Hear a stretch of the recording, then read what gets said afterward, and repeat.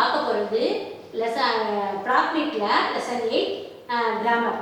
அதாவது என்ன அப்படின்னா இடைச்சொற்கள் அப்படிங்கிறத பார்க்க போகிறோம். அதாவது சம்பந்த போதக். இடைச்சொற்கள் அப்படின்னா ப்ரிபோசிஷன் நம்ம பார்ப்போம்ல, அதை தான் நம்ம பார்க்க போகிறோம். அதாவது என்ன அப்படின்னா கேபாஸ் எப்படி சொல்கிறது, இங்கிலீஷில் வந்து ஒரு எக்ஸாம்பிள் சொல்லணும் அப்படின்னா இதில் வந்து இந்த வர வித் அந்த இதுக்கு பார்த்தீங்களா, இதுதான் வந்து ப்ரிபோசிஷன் வேர்டுன்னு சொல்லுவாங்க இங்கிலீஷில். நான் இங்கிலீஷ் வந்து இதில் அதிகமாக சொல்லலை, நான் தமிழ்லேயே தான் உங்களுக்கு எல்லாமே சொல்கிறேன். ஸோ ஒரு எக்ஸாம்பிளுக்காக இதை சொன்னேன். நான் ப்ரிபோசிஷன்னா என்னங்கிறது உங்களுக்கு தெரியணுங்கிறதுனால சொன்னேன். இப்போ நம்ம ஃபஸ்ட்டு சென்டென்ஸ்லேருந்து பார்க்கலாம். மேரே தோஸ்துக்கே பாஸ் பகுத் தன்வே. என்னுடைய நண்பனின் அருகில், அதாவது நண்பன் கே பாஸ் அப்படின்னா அருகில் அர்த்தம். இதில் வந்து என்ன வரும் அப்படின்னா என்னுடைய நண்பனிடத்தில் நிறைய செல்வம் இருக்கிறது அப்படின்னு அர்த்தம். அதாவது என்னுடைய நண்பனிடத்தில் நிறைய செல்வம் இருக்கிறது. இந்த கே பாஸ் அப்படிங்கிறது தான் போஸ்ட் பொசிஷன் இடைச்சொற்கள் அப்படின்னு சொல்லுவாங்க. மைன் ராம் கே சாத் ரத்தாகும். நான் ராமனுடன் வசிக்கிறேன். சரளா ரோஜ் 5 பஜே கே பாத் ஆத்தி ஹை. சரளா தினமும் 5 மணிக்கு பிறகு வருகிறாள். तुम नेहरू के बारे में क्या जानते हो? நீ நெஹ்ருஜியை பற்றி என்ன தெரிந்து கொண்டாய், உனக்கு என்ன தெரியும் அப்படின்ற மாதிரி கேட்குறாங்க. நேருஜியை பற்றி உனக்கு என்ன தெரியும்? ஆஜ் ராம் கே யஹான் ஏக் தாவத் ஹை. அதாவது இன்று ராமனுடைய வீட்டில் ஒரு விருந்து உள்ளது. வே நமக்கு கே பினா காத்தே ஹை. அவர்கள் உப்பில்லாமல் சாப்பிடுகிறார்கள். யர் ஸ்ரீனிவாஸ் கி தரக் காத்தா ஹை. நீ ஸ்ரீனிவாசனை போல பாடுகிறான். இவன் ஸ்ரீனிவாசனை போல பாடுகிறான். சுரேஷ் சமுத்திர கி தரக் क्यों जा रहा है? சுரேஷ் கடலை நோக்கி ஏன் போய் கொண்டிருக்கிறான்? ரஹா ஹை வந்திருக்கு பார்த்தீங்களா, இது வந்து பெர்ஃபெக்ட் டென்ஸ்ல வரும். சரியா? ஐஎன்ஜிக்கு பதிலாக நம்ம இதை போடுவோம். கோயிங் போடுறாங்களா, அதனால அந்த ஐஎன்ஜிக்கு பதிலாக ரஹா போடுறதுனால இதில் போட்டிருக்காங்க. சுரேஷ் சமுத்திர கீ தரஃப் அப்படின்னா நோக்கி அப்படின்னு அர்த்தம். நம்ம கீழே நிறைய வேர்ட்ஸ் அந்த மாதிரி மீனிங்கோட பார்க்கலாம். இப்போ நம்ம இதோட கிராமர் என்னன்னு பார்த்துட்டு நம்ம கீழே உள்ள அந்த வேர்ட்ஸ்க்கெல்லாம் போகலாம். மேற்கண்ட வாக்கியங்களில் பெரிய எழுத்துக்களில் கொடுக்கப்பட்டிருப்பவை இடைச்சொற்கள். அதாவது பெரும்பான்மையான இடைச்சொற்கள் முன் கேயும் மிகச்சில இடைச்சொற்களுடன் கீயும் வரும். ரொம்ப சிம்பிளாக தான் கீ வரும். ஏன்னா கீ அப்படிங்கிறது வந்து பெண்பாலோட வர்றதுனால மேக்சிமம் உள்ள இடைச்சொற்கள் பூராமே எப்படி வரும்னா கே சேர்த்து தான் வரும் அப்படிங்கிறத சொல்லியிருக்காங்க. இந்த கீ தரஃப் அப்படிங்கிறது வந்து சமுத்திர, அதாவது இவன் ஸ்ரீனிவாசனை போல் பாடுகிற அந்த கீ தரஃப், அந்த தரஃப்ங்கிறது வந்து பெண்பால் இது மாதிரி வந்து அந்த இது நம்ம டீட்டெயிலாக சொல்லாமல் அப்படி போட்டுருக்காங்க. ரொம்ப சில இடைச்சொற்களோட தான் கீ வரும். மற்ற எல்லா இடைச்சொற்களும் கே பாரேமே, கே பாஸ், கே பாத் அப்படி வரும்னு சொல்லியிருக்காங்க. இப்போ நான் வந்து உங்களுக்கு நிறைய இடைச்சொற்கள் இங்கே கீழே கொடுத்துருக்காங்க. நான் அதை மீனிங் கூட உங்களுக்கு சொல்லிடுறேன். அதை படித்து நம்ம வந்து கிராமர் எக்ஸசைஸ் லெசன், இந்த லெசனில் என்ன எக்ஸசைஸ் கொடுத்துருக்காங்களோ அதை நம்ம பண்ண போகிறோம். பாருங்கள், கீழ்காணும் இடைச்சொற்களை நன்றாக கற்றுக்கொள்ளவும். பார்த்துக்கோங்க. கே ஊப்பர். கே ஊப்பர்னா என்ன? மேலே. கே நீச்சே கீழே. கே பாகர் வெளியே. கே அந்தர் உள்ளே. கே பாஸ் இடத்தில், அவனிடத்தில். அதாவது என்ன போட்டிருக்காங்க? வித்துன்னு போடலாம் அல்லது இன் பொசிஷன் ஆஃப் அப்படின்னு போடலாம். அடுத்தது கேலியே, அதற்காக, ராமனுக்காக, அவனுக்காக, இவனுக்காக அப்படி சொல்லும்போது கேலியே. கே வாஸ்தே அப்படி, அதாவது ஃபார் கேலியே அல்லது கே வாஸ்தே ரெண்டு போடலாம். கே பீச்சே பின்னால். கே சாத் உடன். கே பினா இல்லாமல். மைன் சக்கர் கே பினா காஃபி மத் பீவோ. நான் வந்து சர்க்கரை இல்லாமல் காஃபி குடிக்க மாட்டேன் அப்படின்னு சொல்றதுக்கு இந்த பினா போடலாம். கே பினா, கே பாத், கே பாத்னா பிறகு, அதுக்கு ஒரு சென்டென்ஸ் பார்த்தோம் நம்ம, அதை நீங்க பின்னாடி திருப்பி பாருங்க. கே சாமே எதிரில், முன் எதிரில், கே பாத் அதாவது ராம்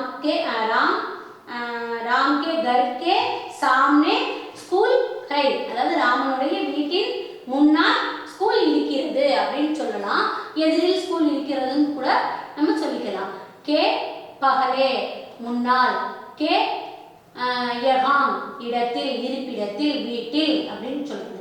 கே சிவாய தவிர, இதை தவிர எல்லாமே படிக்கலாம் அப்படி சொல்லுவாங்கல்ல, எக்ஸப்ட் அப்படி சொல்றதுக்கு பேர் தான் தவிரன்னு சொல்றது. கே சிவாய, கே அலாவா, அது மட்டும் இல்லாமல், தவிரவும் அப்படின்னு அர்த்தம். அது மட்டும் இல்லாமல் அப்படின்னா என்ன அர்த்தம்னா, அது இல்லாம நீங்க வந்து அது தவிர இதையும் நீங்க எடுத்துட்டு வரணும், அது தவிர இதையும் எடுத்துட்டு வரணும்னு சொல்லுவாங்கல்ல, அதுக்கு கே அலாவா.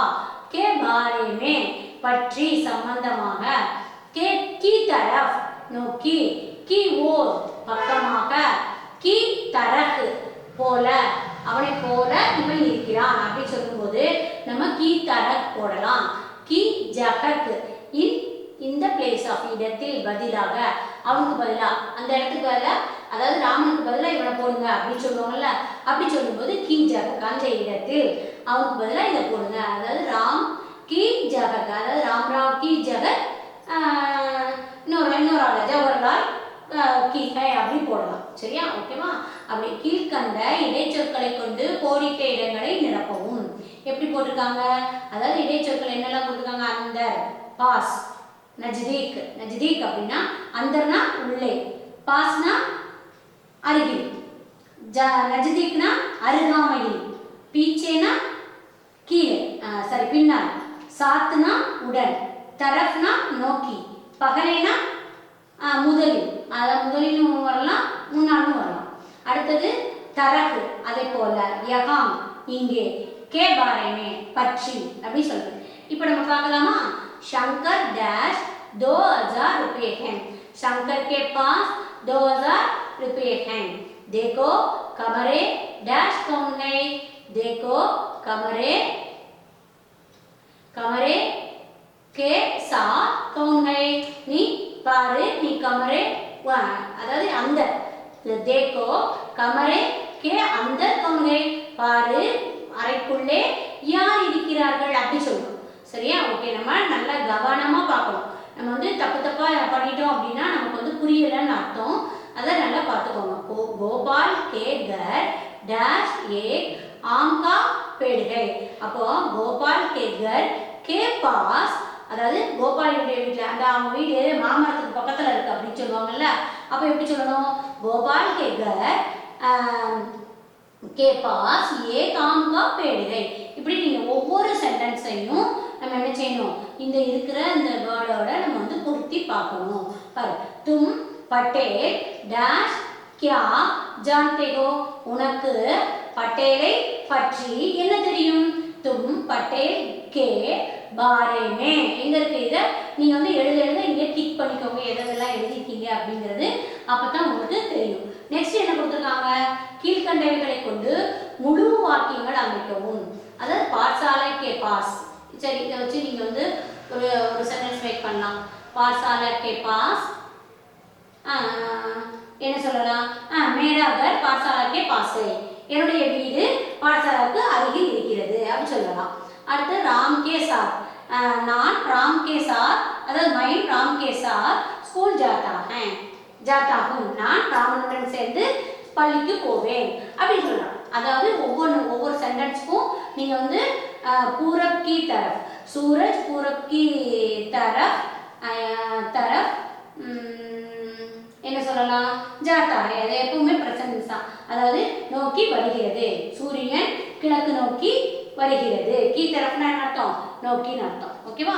ஸோ இதே மாதிரி நீங்க சென்டென்ஸ் மேக் பண்ணி எழுதலாம்.